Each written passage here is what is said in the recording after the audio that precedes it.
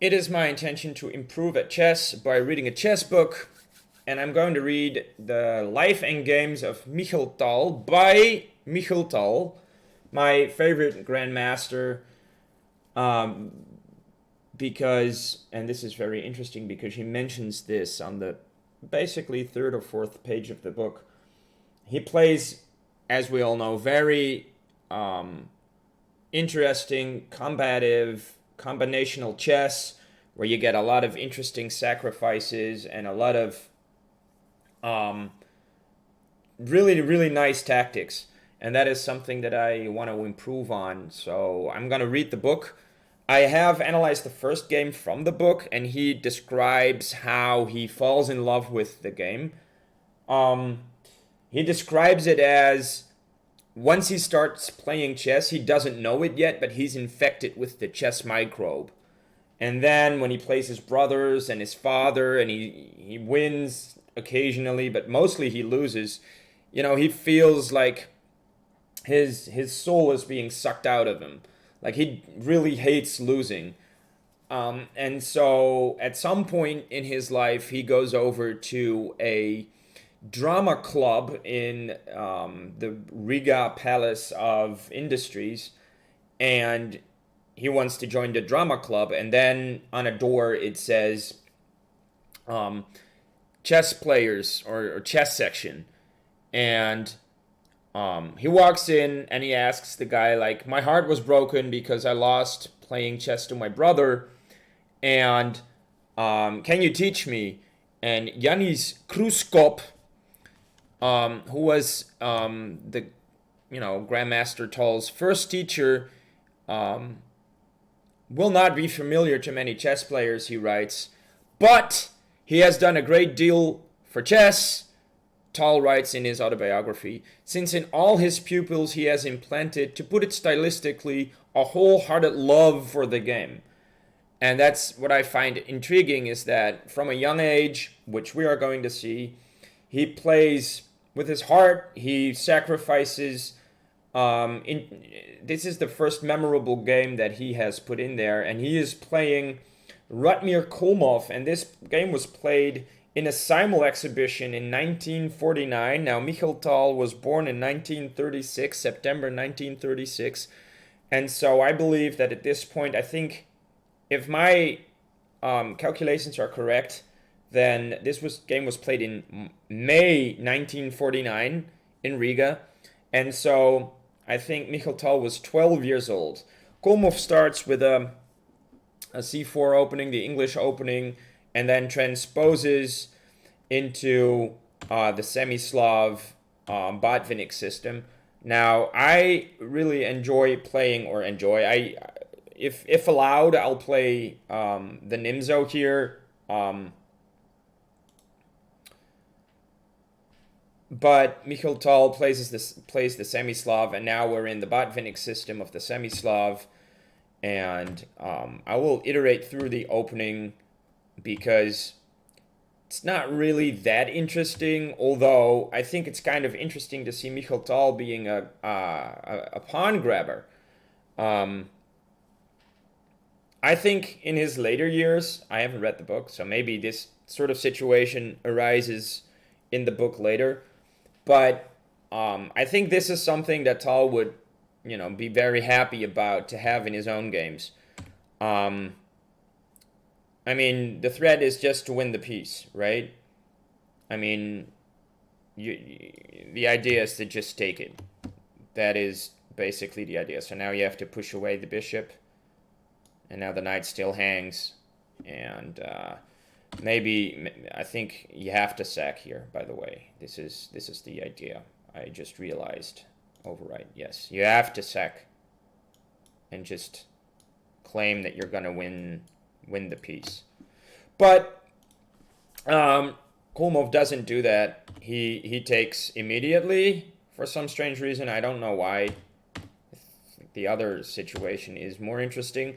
Here, I think Tal believed that developing the bishop is better than taking the pawn immediately, because the pawn is not going anywhere. You can take it later. Now, I believe the computer says that you should take immediately, and then develop the bishop. I don't really understand the intricacies of that.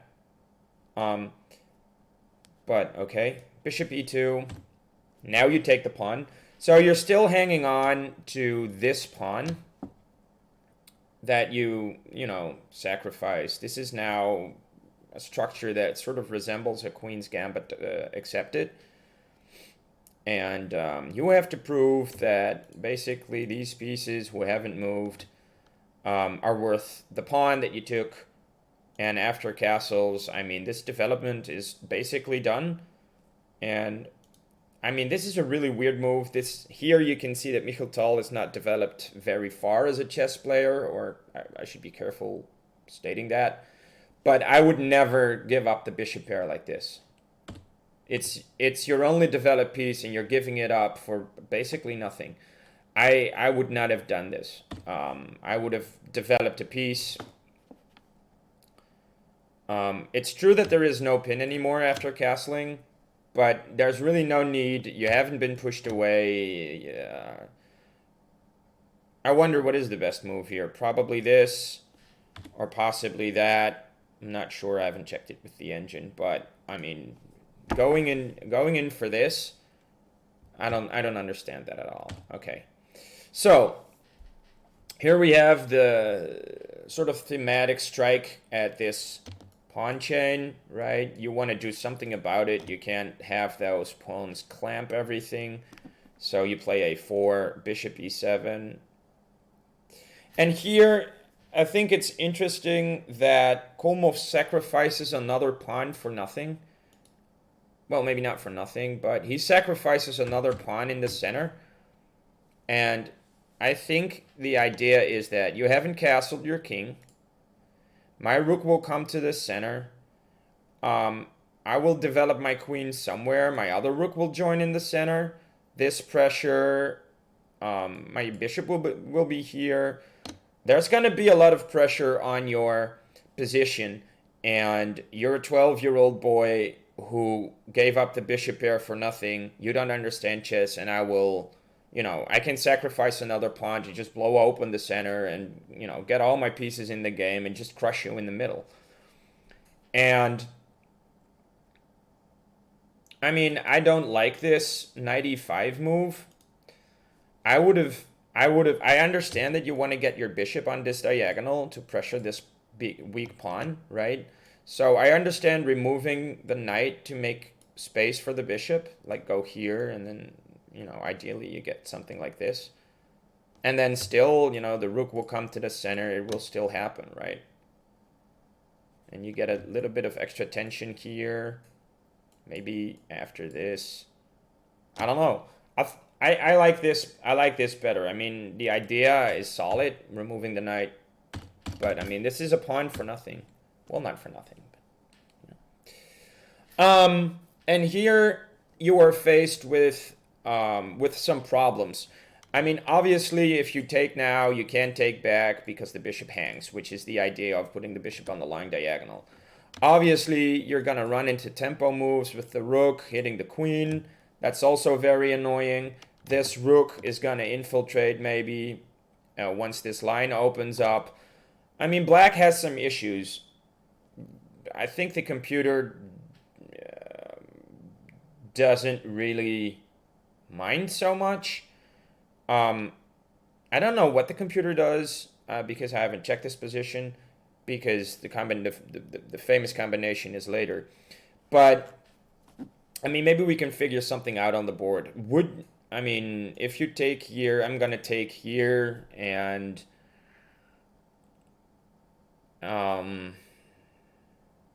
do I take immediately even? And now the threat is to just take there and move. It's annoying. So you can't take the pawn. You have to be a little bit careful. And if you go passive, like I still take. I still take. I think.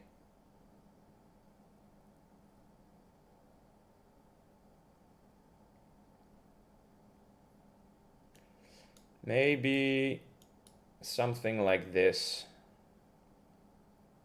and try to win back the pawn. Although, maybe this isn't the right. Maybe this isn't the right continuation after this. Maybe taking isn't good. But if we don't take, he's gonna play a6, right? So I feel like we have to punish. We have to punish.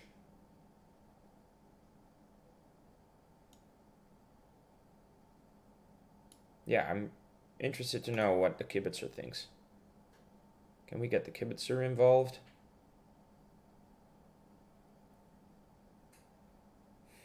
Kibitzer doesn't take. Kibitzer is Stockfish 14.1 in this moment. Kibitzer says triple zeros all around.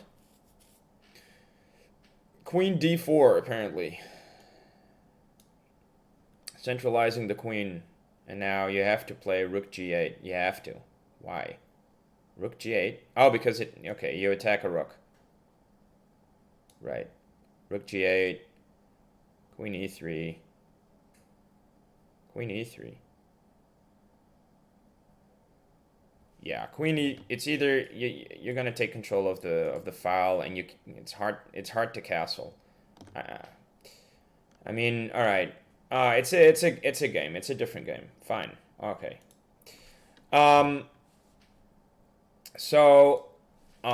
This is the position, right? We see these ideas. So Mikhail Tal decides he's going to take control in the center. He plays rook d8. He attacks the queen moves, and he moves the rook up. And this is the critical position from the book. Here, Radmir Kholmov, who was a very strong grandmaster at the time, makes a decisive mistake. And it's a really weird mistake for a grandmaster to make, because I think he would see this. But I think he just got to the board, got to this position. Mikhail Tal played the rook, and then the dude immediately just sort of took and said, okay, I'm going to take. Now, this is actually a blunder. So if you want to find the move that eventually won Mikhail Tal his first game against a grandmaster, then I suggest you pause the video and then you find the very nice move that he played. Okay, I'm assuming you paused the video. Mikhail Tal obviously sacked the exchange. Now, the reason is you can't take back. If you take back, you lose basically immediately. If you do this, then it's very simple. Rook g1 check, g8 check, king in the corner, and then you take the pawn. And obviously, you threaten the pawn with the checkmate to follow. Wait, can we make that red? Right? With checkmate to follow, and if you try to defend with the queen, then you can't defend it. This rook is blocked by the pawn. You can't defend the pawn, so you're just going to exchange everything, and there's nothing you can do. There's nothing you can do, like check, takes, checkmate. Or if you want to be fancy about it, you can sacrifice the queen. I mean, this is not mate, by the way. This is not mate, so you can't sacrifice the queen. That's how you blunder the game. If you try to be tall and be fancy, and then you blunder the game away. So the idea is you can't take the pawn. So I wonder what Kholmov missed. I wonder what he missed. Did he get to this position and just sort of blew up, like what happened? Or did he really think that there was something to save after this? Because this is the fantastic move. I gave it a double exclam. For a 12-year-old boy to sack the exchange against a grandmaster, I think that is pretty remarkable. But to find these types of deep defending moves is just amazing. The game continued by taking, and now it's just over. It's over. You're not gonna mate. You're not gonna defend this. So you can't take the rook. Still, this is how the game ended, by the way. This is how Mikhail Tal won the game. Now, I was analyzing the critical position here with the engine a little bit, um, and my friend Alex came over and he'd made a very nice suggestion too. I found this possibility. Wait, what? I'm sorry. I'm sorry. That was a bit too fast. I found.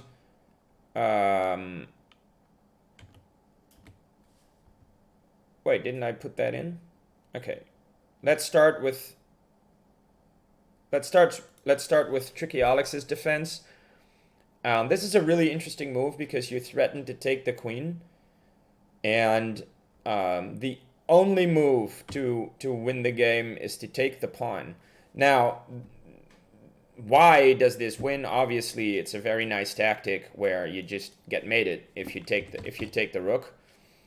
That cannot happen. And if you take the queen, then you're gonna take the rook and threaten the mate and threaten the rook. So you have to do something. Now the best move here, there are a couple of moves that you can do. If you make room for the king, I'm just gonna take the rook and you're gonna take my rook, and then I'm gonna play a check and you have to move, and then I'm gonna castle, and this is a winning position. Even if you take this pawn, like I'm a full rook up. I'm not giving this away. I can play Grandmaster here. I won't lose this. Neither will you, by the way. Well, maybe I will lose this against the Grandmaster. In time trouble. So the pawn move I don't think works because of that reason. So you have to find maybe this move, rook b1, preventing the check. But now I think you can just save the bishop. And I mean, I'm up not a rook but a bishop. And this position must be winning, right? You're up a piece for nothing. And this rook, this rook is going to come here, and then the pawn will move. And, it's pretty straightforward. So, that loses too. So if both of those moves lose, then, this isn't the defense. But, it's a better defense than what he did. Tricky Alex did do well. Also in this position, maybe a better defense was the queen here. And you take the queen, you take the pawn. And then you lose the bishop, you castle, and you're up a million pawns. Now this I would have liked to see Mikhail Tal defend, because against a Grandmaster in this endgame, yes, you are up 2 pawns, but they're also doubled. Both of them are weak. There are 2 rooks on the board. A Grandmaster you have to beat a million times. So this position is a game at least. Another idea that the computer came up with is what if you sacrifice the exchange, just sack it back, and after this you exchange queens. And maybe for a Grandmaster this is holdable against a lower rated player. There are no immediate fast pawns that can run. It is a big advantage. This rook cutting off that king, this king being mobile, being able to move forward, getting in. So it's hard to say. Maybe here you oh wait, it's black's turn too. Yeah, you have to basically cut off the king here, right? Can't allow that king in. Can't allow that king to go here. Take, and then... So, yeah, it's a game.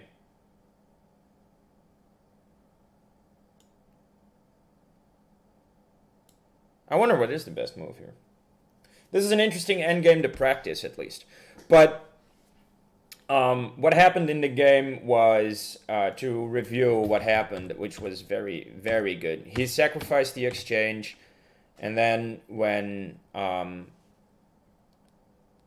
tried to complicate things, he found the best defending move, and there are no options to, I mean, you still can't take the rook because you just get mated.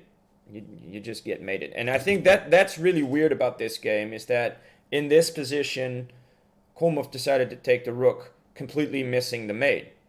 Or maybe, and this is always a possibility, I don't really believe it, but maybe, just maybe, Kholmov decided that this kid deserved the win and feel good about himself because he found this really nice combination. I don't believe that. That's not really sportsmanlike, but maybe. You never know. Okay, so this was the first game from the Life and Games of Mikhail Tal by Mikhail Tal, analyzed a little bit by me and a little bit by Alex, who found a very interesting move in the critical position. I will continue to read this book a little bit, and hopefully you'll enjoy it. Bye for now.